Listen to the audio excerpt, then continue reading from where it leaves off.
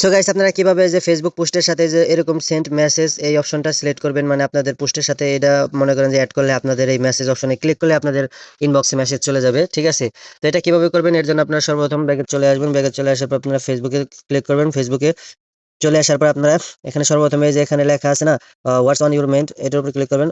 Mind এটার উপর click করার পর এখানে আপনার কিছু লেখা থাকলে লিখবেন, যেমন প্রাইস টাইস এরকম প্রাইস যদি লেখা থাকে তো লিখবেন প্রাইস, ঠিক আছে।